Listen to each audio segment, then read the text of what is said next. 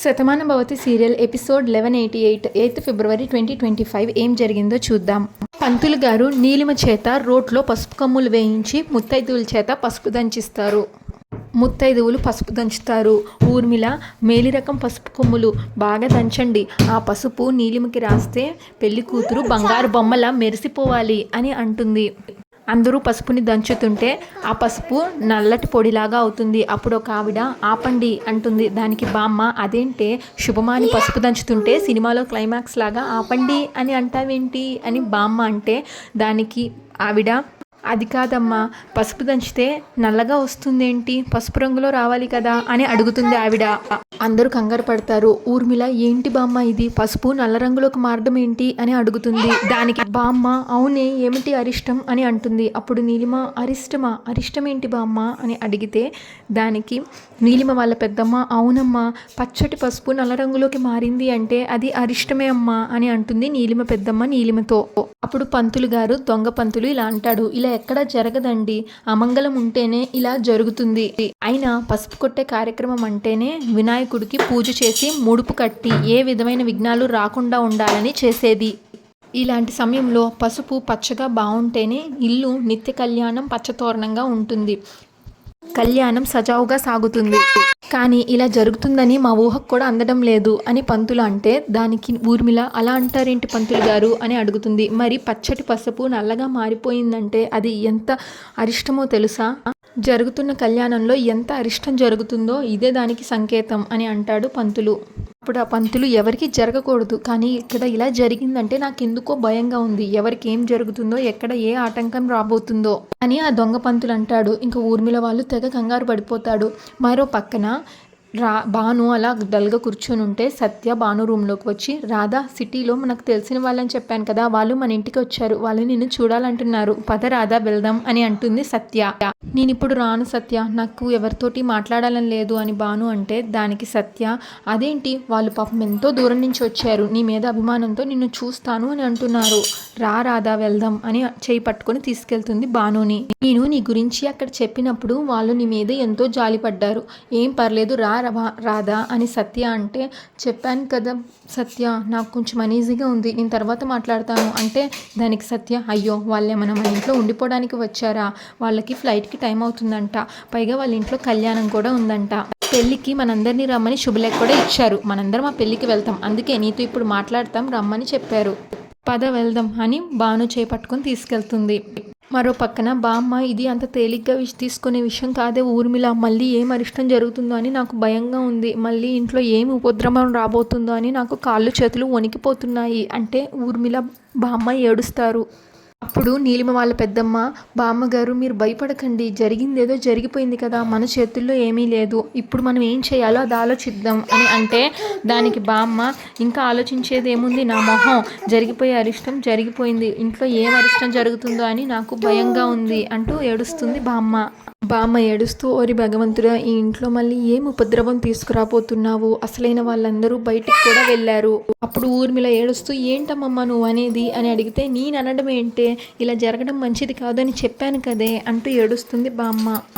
ఇంకా అడుగుతావేంటే, బయటికి వెళ్ళిన వాళ్ళకి ఏదో జరగబోతుంది అంటూ ఏడుస్తుంది బామ్మ. అప్పుడు ఊర్మిళ మనందరం ఇంట్లోనే ఉన్నాం, బయటికి వెళ్ళిన వాళ్ళకి ముందు వెంటనే బయలుదేరి వచ్చేయమని చెప్పాలి, నా ఫోన్ ఏది అని కంగారు పడుతుంది ఊర్మిళ. అప్పుడు ఆంటీ నేను తీసుకొస్తాను అని స్నేహ లోపలికి వెళ్తుంది. మరో పక్కన సత్య భానుని కంగారు పెట్టి పద రాధా, పిలిచి చాలాసేపు అయింది, ఇంకా మనం వెళ్ళకపోతే వాళ్ళు ఏమనుకుంటారు చెప్పు, పద అని నచ్చజెప్పి తీసుకెళ్తుంది హాల్లోకి. ఇంకా ఊర్మిళ ఫోన్ మనోహర్ లిఫ్ట్ చేస్తాడు. ఒక్క నిమిషం అంటూ బయటకు వచ్చి ఊర్మిళతో మాట్లాడతాడు. ఊర్మిళ కంగారు పడిపోతూ మీరు అక్కడ ఒక్క నిమిషం కూడా ఉండొద్దండి, త్వరగా అక్కడి నుంచి బయలుదేరి వచ్చేయండి అని ఊర్మిళ ఏడుస్తుంటే ఏమైంది ఊర్మిళ, ఏమైంది, ఎందుకు అంత కంగారు పడుతున్నావు అని అడుగుతాడు మనోహర్. ఏం జరిగిందో చెప్పు అని మనోహర్ అడిగితే ఊర్మిళ ఇప్పుడు నన్నేమీ అడగద్దండి, పసుపు దంచుతుంటే అది కాస్త నల్లగా మారిపోయింది, అది అరిష్టమని ఇక్కడ అందరూ చెప్తున్నారు, చూడండి మీరు అసలే బయట ఉన్నారు, నాకేమో చాలా భయంగా ఉంది, మీరు అన్నయ్య వెంటనే ఇంటికి వచ్చేయండి ప్లీజ్, మనం వచ్చాక మాట్లాడుకుందాం, త్వరగా వచ్చేయండి అని ఏడుస్తూ ఫోన్ పెట్టేస్తుంది ఊర్మిళ. ఇంకా ఎంతసేపటికి మనోహర్ లోపలికి రాకపోయేసరికి వాసుదేవరావు ఇంకా భువనేశ్వరి కుటుంబం బయటికి వస్తుంది. భాను సత్య హాల్లోకి వచ్చేసరికి హాల్లో ఎవరు ఉండరు, అందరూ బయట ఉంటారు. అప్పుడు సత్య భానుతో బయట ఉన్నట్టున్నారు రా అని భానుని తీసుకెళ్తుంది. మరో పక్కన వాసు మనోహర్తో ఏంట్రా ఏమైంది, ఊర్మిళ ఏమంటుంది అని అడుగుతాడు మనోహర్ని. అప్పుడు మనోహర్ ఇంట్లో పసుపు దంచే కార్యక్రమంలో ఏదో అపశృతి జరిగినట్టుంది, ఊర్మిళ చాలా కంగారు పడుతుంది, మనం వెంటనే వెళ్ళాలి రా అని అంటాడు మనోహర్. అప్పుడు భువనేశ్వరి ఏంటండి ఏం జరిగింది, మాకు అర్థం కావడం లేదు అని అంటే, దానికి ఏం లేదమ్మా ఇంట్లో చిన్న ఇబ్బంది వచ్చింది, మేము వెంటనే వెళ్ళాలి, ఇంకోసారి వచ్చి మిమ్మల్ని కలుస్తామమ్మా అని చెప్తాడు మనోహర్. అప్పుడు మురారి అసలు ఏం జరిగిందో చెప్పండి అని అడిగితే భువనేశ్వరి వాళ్ళని ఆపద్దు కిట్టయ్యా, ఏదో కంగారులో ఉన్నారు కదా, వాళ్ళు ఇంటికి వెళ్ళేంత వరకు ప్రశాంతంగా ఉండలేరు, మీరు బయలుదేరండి, ఆ వంగనాలు అవి మేము తర్వాత పంపిస్తాం, మీరు ఇంటికి వెళ్ళాక ఒకసారి ఫోన్ చేయండి అని భువనేశ్వరి అంటే ఆ సరే అమ్మ వెళ్ళొస్తాం అని దండం పెట్టి ఇంకా వాళ్ళిద్దరూ బయలుదేరుతారు కంగారుగా వాసు మనోహర్. ఇంకా సత్య భాను బయటికి వచ్చేసరికి వాళ్ళిద్దరూ కంగారుగా పరిగెత్తుకుంటూ వెళ్తూ కారు ఎక్కేసి వెళ్ళిపోతారు. సత్య అంకుల్ అంకుల్ అని పిలిచినా వాళ్ళు వెళ్ళిపోతారు. భాను వాళ్ళిద్దరిని చూస్తుంది కానీ గుర్తుపట్టదు. కానీ మనోహర్ వాసు భానుని చూడరు, కంగారులో వెళ్ళిపోతారు. అప్పుడు సత్య అదేంటి వాళ్ళిద్దరూ వెళ్ళిపోతున్నారు, రాధతో మాట్లాడతా అన్నారు కదా అని అడుగుతుంది సత్య. సత్య అంకుల్ అంకుల్ అని ఎంత అరిచినా వాళ్ళు కంగారులో వెళ్ళిపోతారు. ఏమైంది అని సత్య అడిగితే అప్పుడు వాళ్ళ అమ్మ జయ ఎవరికి తెలుసు ఇంటి నుంచి ఫోన్ వచ్చింది అన్నారు, మన మాట కూడా వినిపించుకోకుండా కంగారుగా వెళ్ళిపోయారు అంటది జయ.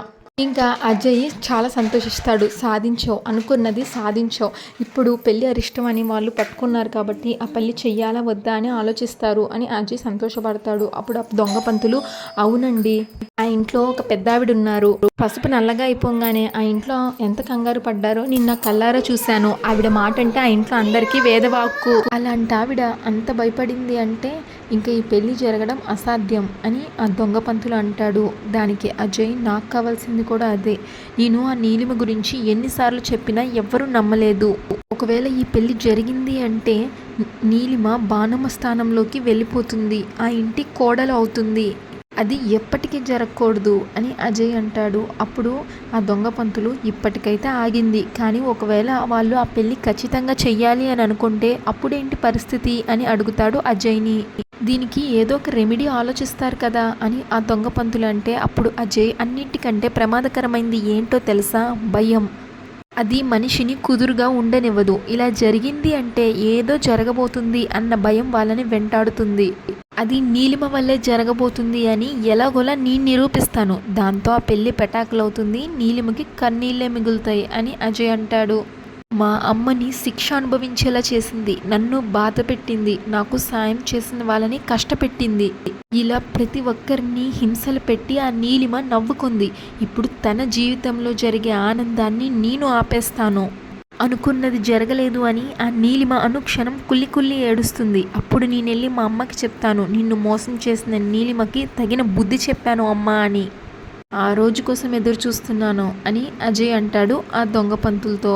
ఇంకా ఇంట్లో అందరూ ఏడుస్తూ ఉంటారు, బామ్మేమో ఏడుస్తూ అరిష్టం జరగబోయే ముందు ఆ ఇంట్లో ఏవో సంకేతాలు కనిపిస్తాయి అంటారు, ఇంటి ముందున్న తులసి మొక్క ఎండిపోతే ఆ ఇంటికి ఎవరో ఏదో చేశారు అని అంటారు, కళ్యాణానికి నాంది పలుకుతూ పసుపు కొమ్ములు దంచుతుంటే ఆ పసుపు కొమ్ములు నల్లగా మారిపోతే దీన్ని అపచారం అనుకోవాలా లేక గ్రహచారం అనుకోవాలా, అంతకు మించిన ఏదో ప్రమాదమని అనుకోవాలా, ఏది అర్థం కావడం లేదు అంటూ ఏడుస్తుంది బామ్మ.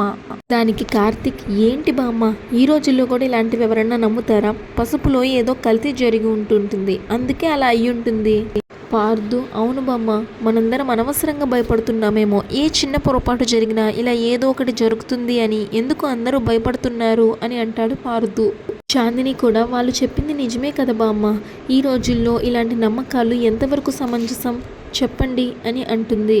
ఇప్పుడు బామ్మ మీరు నోరు ముయ్యండి, మీరు చదువుకున్నారు కాబట్టి మీకు ఇవేమీ పెద్దగా అనిపించకపోవచ్చు, కానీ ఆ పసుపు కొమ్ములు మన ఊరు నుంచి తెప్పించినవి, వాటిలో కల్తీ ఎక్కడ జరుగుతుంది, అలాంటి పసుపు నల్లగా మారింది అంటే అది అపచారం అవుతుంది, జరగబోయే ప్రమాదానికి సూచిక అవుతుంది, ఇదంతా మీకు చాదస్తంగా అనిపించిన అనాదిగా వస్తున్న ఆచారం, దీన్ని మాత్రం మీరు తప్పు పట్టడానికి వీల్లేదు అంటూ ఏడుస్తుంది బామ్మ. దానికి నీలిమ వాళ్ళ పెద్దమ్మ నిజమే బాబు, పెద్దవాళ్ళు ఏం చెప్పినా మన మంచి కోసమే చెప్తారు. ఇలా జరిగింది అంటే అందరికీ భయంగానే ఉంటుంది కదా అని అంటుంది. దానికి నీలిమ ఏడుస్తూ నా తలరాత బాగోకపోతే అన్నీ ఇలానే జరుగుతాయి అంటూ ఏడుస్తుంది. అప్పుడు స్నేహ అందరం ఇలా బాధపడుతూ కూర్చుంటే దీనికి పరిష్కారం ఎలా వెతుకుతాం అని స్నేహ అంటే దానికి ఊర్మిళ ఇలాంటివి ఇంతకు ముందు ఎప్పుడైనా జరిగి ఉంటే కానీ విని ఎరిగి ఉంటేనే కదా మనం ఏం చేయాలి అని ఆలోచించేది అని అంటుంది.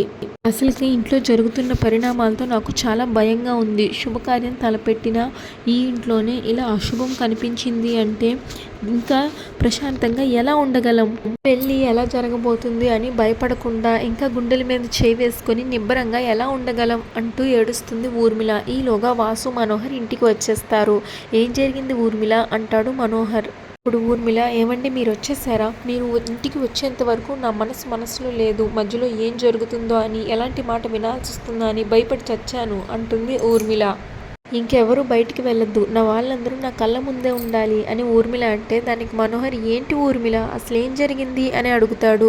వాసు ఏమో ఏం జరిగింది చెల్లెమ్మ, అక్కడి నుంచేమో వెంటనే వచ్చేయమన్నావు, మేమిద్దరం ఎంత కంగారు పడ్డామో తెలుసా? తీరా ఇక్కడికి వచ్చాక నీ మాటలు వింటుంటే మాకు భయం వేస్తుంది. అసలు ఏం జరిగింది చెల్లెమ్మ అని అడుగుతాడు వాసు ఊర్మిళని.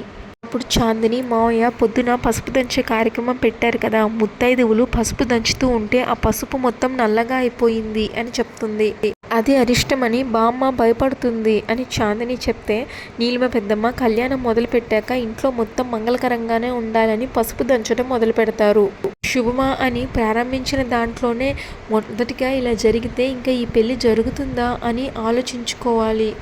నీలిమ పెద్దమ్మంటే దానికి బామ్మ మన ఊహకందనిది ఏదో జరుగుతుందిరా వాసు, ఈ ఇంటికి ఏదో పట్టింది, అదేంటి అని మా అందరికీ భయంగా ఉంది అని బామ్మ అంటుంది వాసుతో. దానికి తోడు ఈరోజు ఇలా జరగడం ఏంటి అని బామ్మ ఏడుస్తుంటే అప్పుడు కార్తిక్, బామ్మ నువ్వు అమ్మ భయపడుతూ ఇంట్లో అందరినీ భయపెట్టకండి అని కార్తిక్ అంటాడు. మనం ధైర్యంగా ఉండాలి, ప్రశాంతంగా ఉంటేనే కదా ఏం జరిగింది అని ఆలోచించగలం, అసలు ఎక్కడ తప్పు జరిగింది అని తెలుసుకోగలం అని కార్తిక్ అంటాడు. దానికి ఊర్మిళ, ఏం ఆలోచించాలిరా?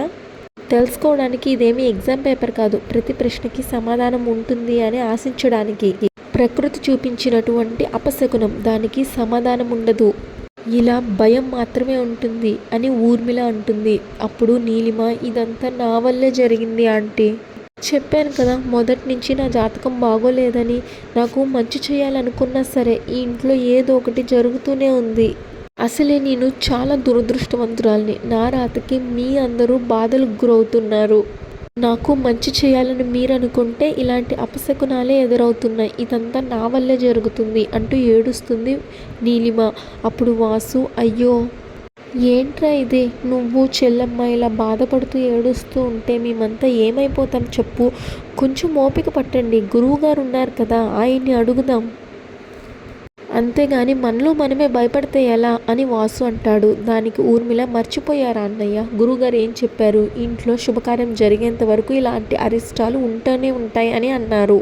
శుభకార్యం జరిగేంత వరకు ఇలాంటి ఎదురు దెబ్బలు ఎదురవుతూనే ఉంటాయి అని చెప్పారు అని ఊర్మిళ అంటే దానికి నీలిమ, అందుకే కదా ఎన్నో సమస్యలను ఎదుర్కొని ఈ పెళ్లి చేయాలి అని నిర్ణయించుకున్నాము, ఇప్పుడు కూడా అదే జరిగింది, అడుగు ముందుకు వెయ్యాలంటేనే భయం వేస్తుంది అని నీలిమ అంటుంది.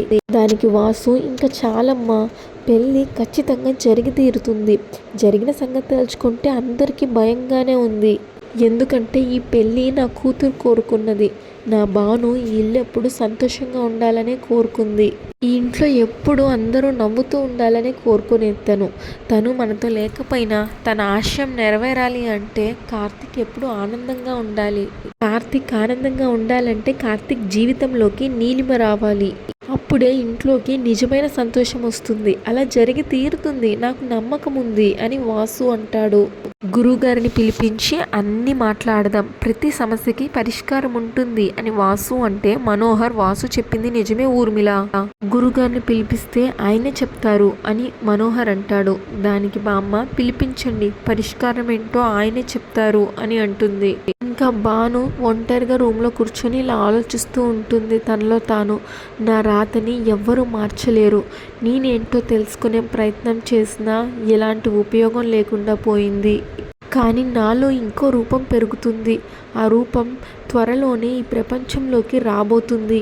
ఇప్పుడు నేనేం చేయాలి అన్నది నాకు అర్థమైంది అని తన మనసులో అనుకుంటుంది భాను.